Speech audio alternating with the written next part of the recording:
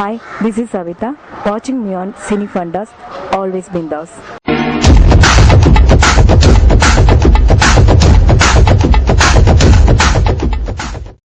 எல்லாருக்கும் தெரியும், நான் சேது படத்தில் தான் என்னோடய ஃபஸ்ட் இன்ட்ரடக்ஷன். அதில் தான் நான் ஹீரோயினாக இன்ட்ரடியூஸ் ஆனேன். அதுக்கு முன்னாடி வந்து நிறைய சீரியல் ஃபிலிம் எல்லாம் பண்ணியிருக்கேன். ஆனால் எனக்கு ரொம்ப ஃபேம் கிடச்சது சேது தான். சேதுவில் அபிதா குஜிலாம்பால்ன்ற கேரக்டர் எல்லாருக்குமே தெரியும். ஒரு பிராமின் பொண்ணாக வந்திருக்கேன். ரொம்ப சாஃப்டாக அமைதியான ஒரு கேரக்டர்.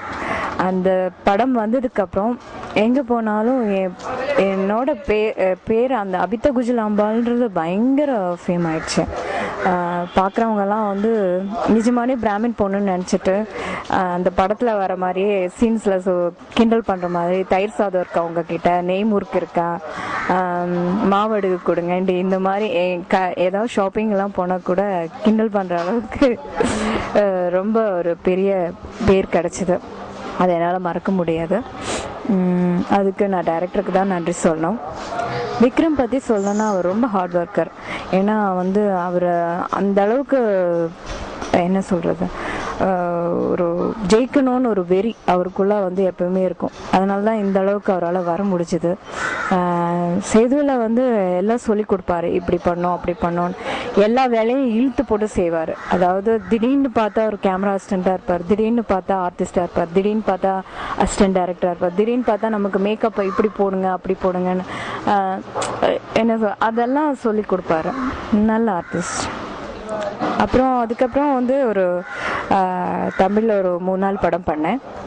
கன்னடத்தில் ஒரு படம் பண்ணேன். இப்போது நான் சீரியல் தான் பண்ணிகிட்ருக்கேன், திருமதி செல்வம்னு சன் டிவியில். எல்லாருக்குமே என்ன சொல்கிறது, 8 o'clock ஆனால் திருமதி செல்வம் பார்க்காத ஜனங்கள் கிடையாது. அந்த அளவுக்கு ஒரு பயங்கர ஹிட்டான ஒரு சீரியல், நம்பர் 1 சீரியலாக போயிட்டுருக்கு. ரொம்ப சந்தோஷமாக இருக்குது.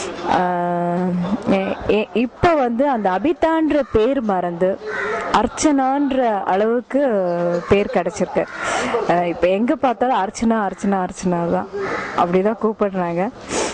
ரொம்ப சந்தோஷமாக இருக்குது. அதுக்கு நான் வந்து டைரக்டருக்கும் நன்றி சொல்லணும், என் கூட ஒர்க் பண்ணுற ஆர்டிஸ்ட், அப்புறம் ப்ரொடியூசர் விகடன் டெலிவிஸ்டார்ஸ் எல்லாருக்கும் என் நன்றியை தெரிவிக்கிறேன். முதல்ல ஆடியன்ஸ் இல்லைன்னா கண்டிப்பாக இந்த அளவுக்கு ஹிட் ஆகிருக்காது. அவங்களுக்கு என்னோட பெரிய நன்றி.